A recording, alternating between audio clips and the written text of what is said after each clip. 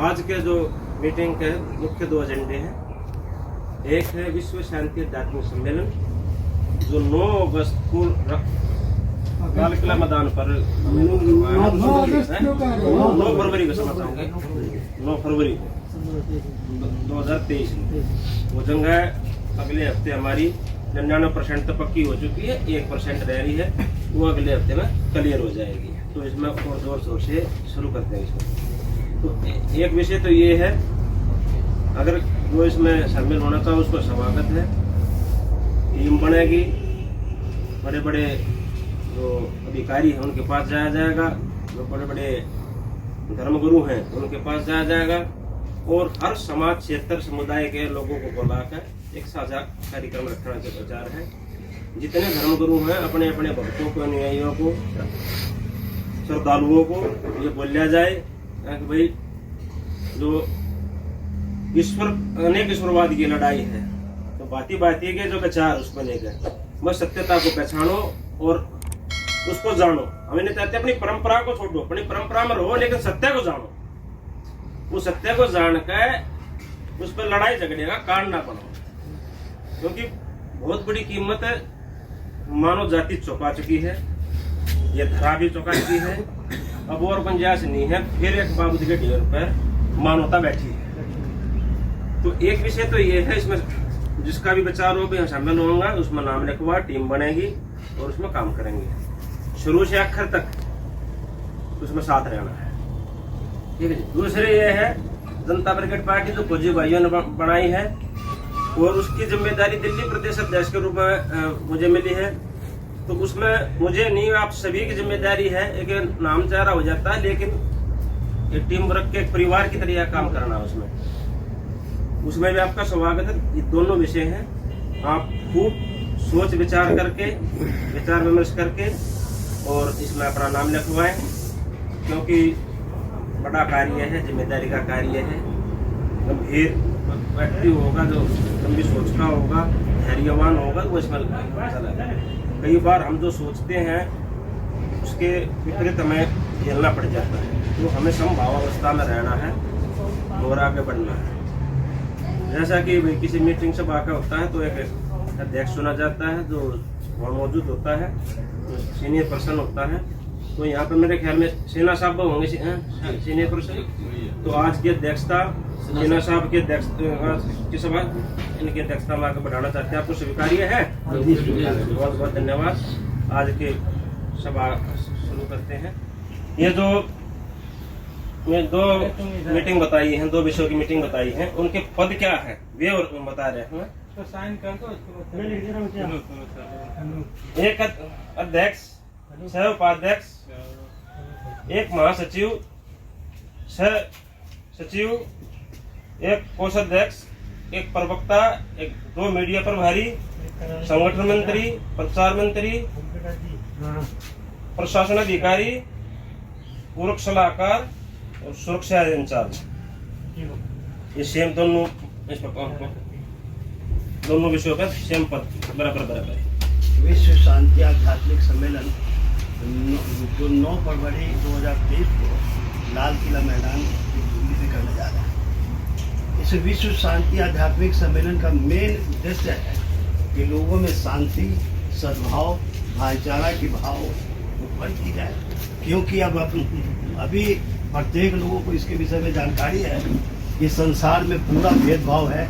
मतलब लोग एक दूसरे को फोड़ने का काम कर रहे हैं, तोड़ने का काम कर रहे हैं।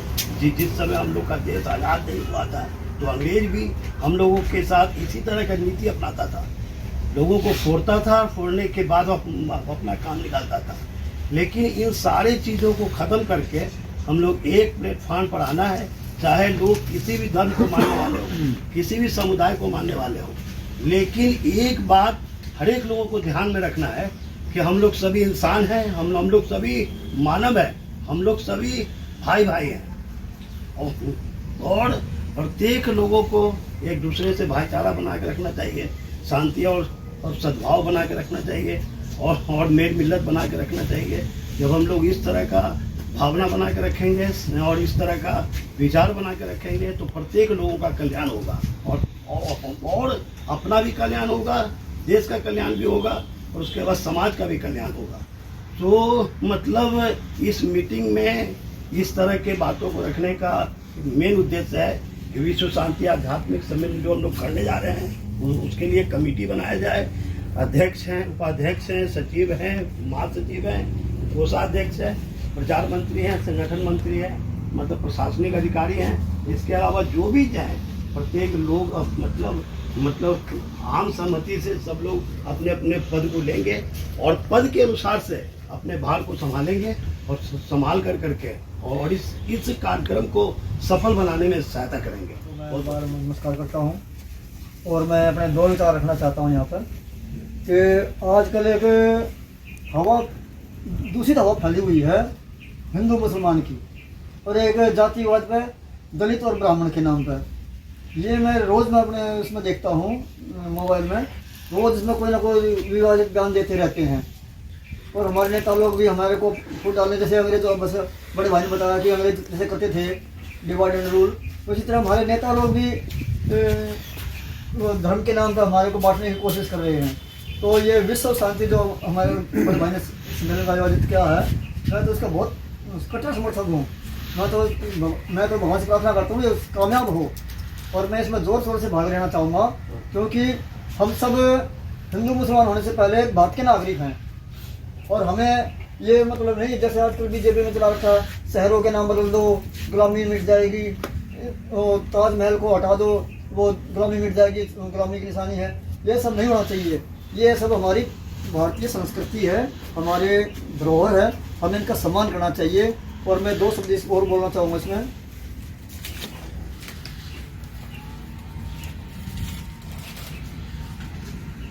तो साथियों, कोई तो खालिस्तान की मांग कर रहा है, कोई कहीं पर इस्लामिक राष्ट्र की बात उठ रही है, कहीं क्रिश्चियन का फैलाव हो रहा है, कोई देश को हिंदू राष्ट्र बनाने के लिए सोच रहा है, कोई दलित के नाम पर और स्वर्ण जाति के नाम पर राजनीति हो रही है। तो ये जो मैं ये कहना चाहता हूँ उनके बारे में कि देश को खंड खंड करना चाहते हैं और ये देश के भारत को अस्तित्व को मिटाना चाहते हैं। मैं ये कहना चाहता हूँ कि एक जाति से कोई गांव नहीं बनता और एक धर्म का कोई राष्ट्र नहीं होता। और जहाँ पर एक धर्म का कोई राष्ट्र है, जैसे पाकिस्तान है, ईरान है, इराक है, वहाँ पर वो शांति नहीं है जो शांति भारत में है। तो सभी धर्मों का समान होना चाहिए, सबको मिलकर रहना चाहिए। और हम चाहते हैं कि जैसे विश्व में परिस्थितियाँ बदल रही हैं, जैसे अभी यूक्रेन और रूस के साथ युद्ध चल रहा है, इधर क्या नाम है ताइवान और चीन की लड़ाई होने वाली है, इनके महाने पर खड़े हैं। ऐसे कई 5-6 युद्ध वो खुले हुए हैं। मैं चाहता हूँ जो भी उसके समीकरण है बदल रहे हैं, भारत को भी एक हो जाना चाहिए। पाकिस्तान, बांग्लादेश, भारत अगर एक हो गए, अरे पूरा भारतवर्ष बन हो जाए, अखंड भारतवर्ष हो जाए और हमारे सभी धर्म, हमारे सभी भारतीय बहन जो हैं, हिंदू, मुस्लिम, सिख, ईसाई का भेदभाव मिटा करके अगर हम सारे एक साथ रहने लग जाएं तो हम एक विश्व शक्ति बन सकते हैं। और इसीलिए मैं कहना चाहता हूँ कि भाई हम सबको एक दूसरे के धर्म का, जाति का सम्मान करना चाहिए। कोई भी जाति ना छोटी है ना बड़ी है, सभी जातियों को सम्मान होना चाहिए। ये नहीं कि भाई शूद्र है या ब्राह्मण है, इसके नाम पर कोई वो नहीं होना चाहिए, सभी जातियाँ बराबर हैं। मैं ये कहना चाहता हूँ, सभी का अपना अपना महत्व है। धन्यवाद इस बात के लिए। प्रणेता माननीय योगी जी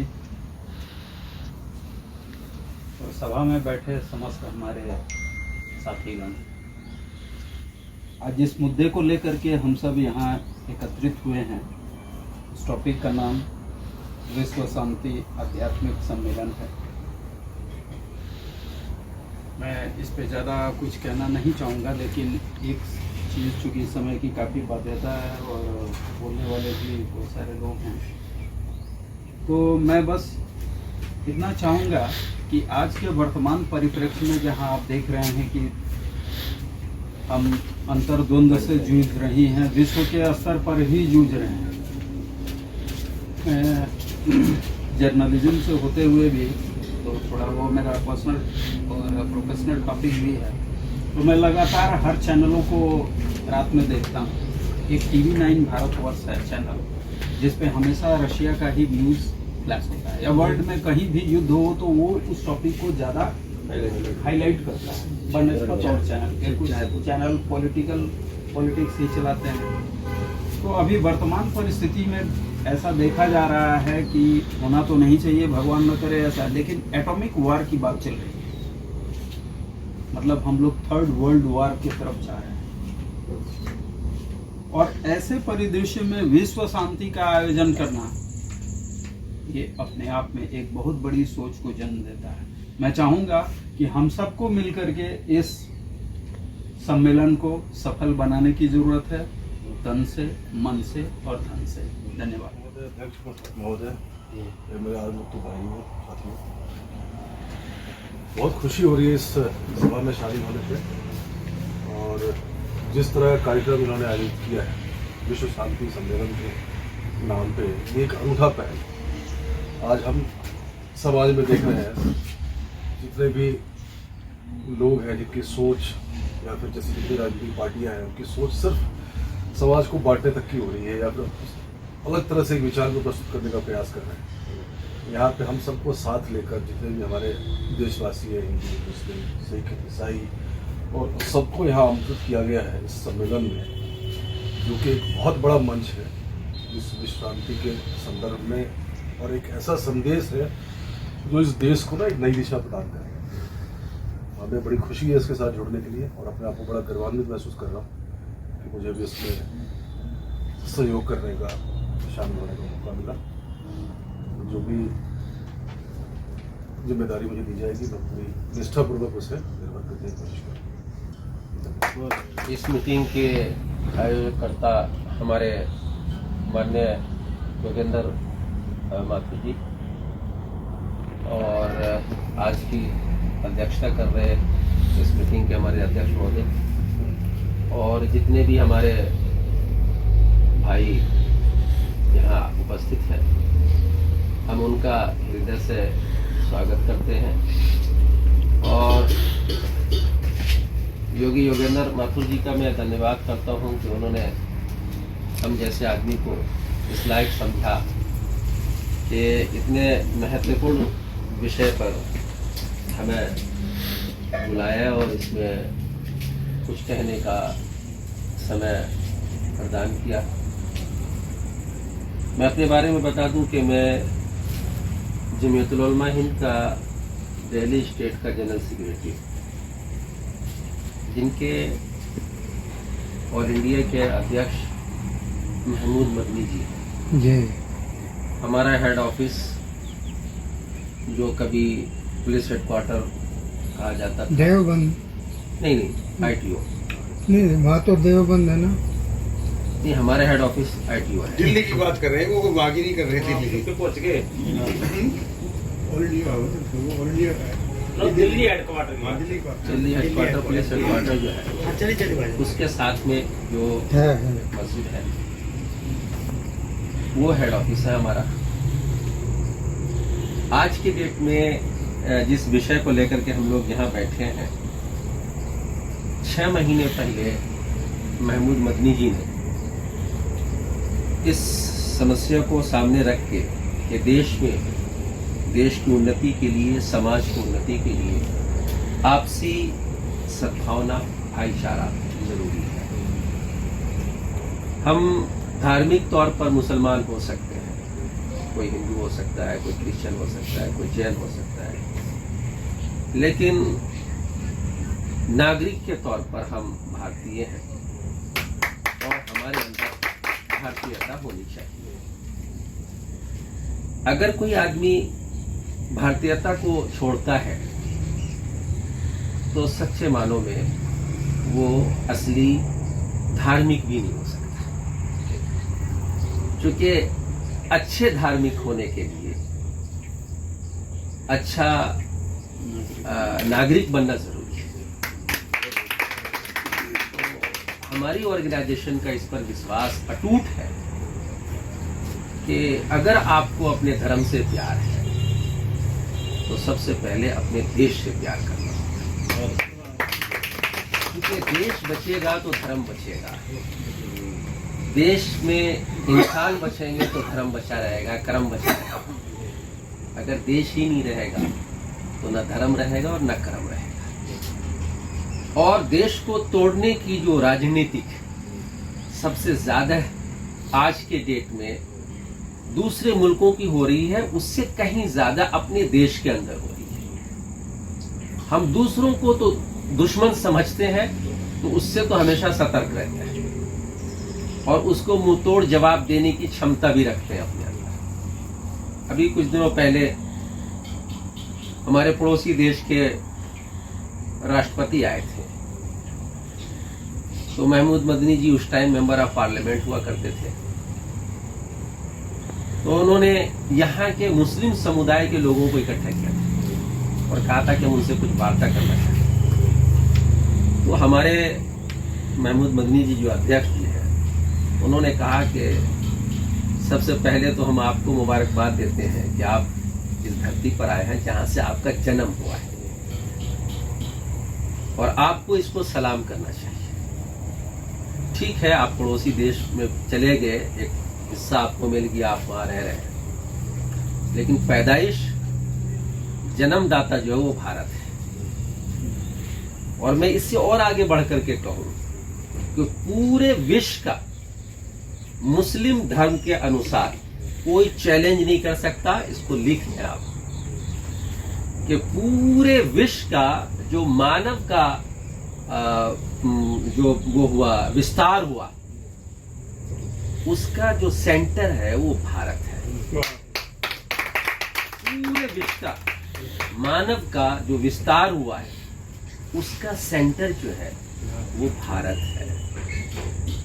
हमारे ग्रंथ में ये लिखा हुआ है कि एक मर्द और एक औरत, जिसको आदम और हव्वा कहते हैं, वो भारत देश के अंदर आए थे। उसको अलग अलग नामों से अलग अलग धर्म के मानने वाले लोग पुकारते हैं, वो एक अलग चीज है। लेकिन भारत की धरती वो धरती है कि जहां से पूरी इंसानियत को एक रूप मिला, इंसानियत का विस्तार हुआ। तो अगर इससे किसी को भेदभाव होता है तो वो अपने वो धर्म जो धार्मिक स्थल है और अपना जो पैदाइश की जगह है उससे भेद होगा। तो परवेज मुशर्रफ से कहा था कि भारत के मुसलमानों को आपके सहायता की और आपकी अगुवाई की जरूरत नहीं है। आप आ गए, आप सलाम करके चले जाइए। हम भारत के रहने वाले लोग हैं, भारतीय हैं, और हम अपनी समस्या को अगर लड़ेंगे भी हम यहाँ तो सॉल्व भी यहीं करेंगे। हमें किसी दूसरे की मदद की जरूरत नहीं।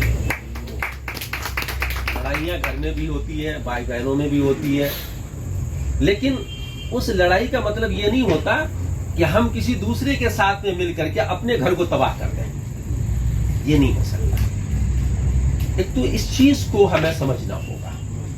दूसरा ये कि आज जो पॉलिटिकल लेवल पर उस रूह को, उस जो सभ्यता को खत्म करने की कोशिश की जा रही है, जिसके लिए हमारे पूर्वजों ने अपनी प्राणों की आहुति दी। फांसी के फंदे को हंसते हुए चूमे, बच्चे रो रहे हैं, बिलक रहे हैं और कह रहे हैं कि छोड़ दे बेटा, इसमें कुछ नहीं रखा। लेकिन भगत सिंह ने कहा कि नहीं मां, आज अगर एक भगत सिंह बैठ जाएगा तो कल कोई दूसरा भगत पैदा नहीं होगा। इसलिए दूसरे को पैदा करने के लिए इस भगत को खड़ा रहना जरूरी है। तो वो जो हमारे पूर्वजों की सोच थी, उस सोच को कहीं ना कहीं खत्म करने की अगर किसी की तरफ से प्रयास हो रहा है तो सबसे पहली हमारी जिम्मेदारी ये है कि हम उसे अपना भाई समझ करके उसको सही रास्ते पर लाने की कोशिश करें। ये हमारी पहली प्रायोरिटी होनी चाहिए। शांति की जहां तक बातचीत है, सिर्फ शांति शब्दों में शांति नहीं आ सकती जब तक कि उसको हम ग्राउंड पर लेकर के मिलेंगे। और दूरियां जब पैदा होंगी तो अशांति को बढ़ावा मिलेगा। नजदीकियां जब पैदा होंगी तो अशांति खत्म होगी और शांति को बढ़ावा मिलेगा। तो अभी लेटेस्ट ये है कि जमीयतुल उलमा हिंद की भी एक वो है, एक सोच और एक टारगेट है इसका कि अभी हमने 2 महीने गुजारे हैं इसमें, और हर महीने हम 100 सभाएं जो है वो शांति के ऊपर, सद्भावना के ऊपर कर रहे हैं पूरे देश के अंदर। पूरे देश में पूरे देश में 100 सभाएं हर महीने करते हैं। और कोशिश ये है कि जहां कहीं भी सभाएं हो तो सिर्फ एक कम्युनिटी को टारगेट न किया जाए, बल्कि सभी धर्म के धर्मगुरु और उनके फॉलोअर्स एक जगह बैठे और आपसी जो मतभेद है हमारे, वो उसको निपटाए, मन का भेद न पैदा होने दें। मतभेद हो सकते हैं हमारे, कोशिश ये की जा रही है कि पूजा का जो तरीका है हमारा, कोई आदमी नमाज पढ़ रहा, कोई आदमी मंदिर में जाकर के पूजा करा, या कोई जगदीश्वर है, कोई जगत गुरु, सत्य सर्वधर्म ग्रंथ, सत्य समता सम्मलन प्रार्थना, वो मा खलक़तुल जिन्न वल इंसा इल्ला लियअबुदून।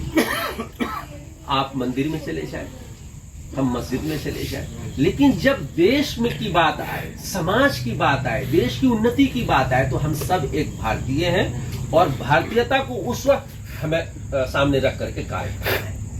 इस सोच को पूरे देश में फैलाने के लिए जो है जमीयत सद्भावना मंच का गठन किया गया और हर दिन सभी समुदाय के लोगों को बिठा करके वार्तालाप भी हो रही है ऑफिस के अंदर। मैं अपनी तरफ से इस मुहिम में अपनी कम्युनिटी के लिए, क्योंकि मैं दिल्ली प्रदेश का महासचिव हूँ और मैंने बहुत सारी सभाएं की हैं यहाँ पर, कोई दिल्ली का ऐसा कोना नहीं है जिस कोने में मैंने मीटिंगें ना की हो। जितना भी हमसे हो सकता है इस सम्मेलन के लिए मैं हर तरह से तैयार हूँ। जो भी आदेश होगा समाज को जोड़ने के लिए और देश से अशांति को खत्म करने के लिए और शांति को बहाल करने के लिए जितना भी हमसे प्रयास हो सकता है, हर संभव प्रयास के लिए आपके साथ कांधा से कांधा मिलाकर के चलने के लिए तैयार हूँ। जय हिंद, जय भारत।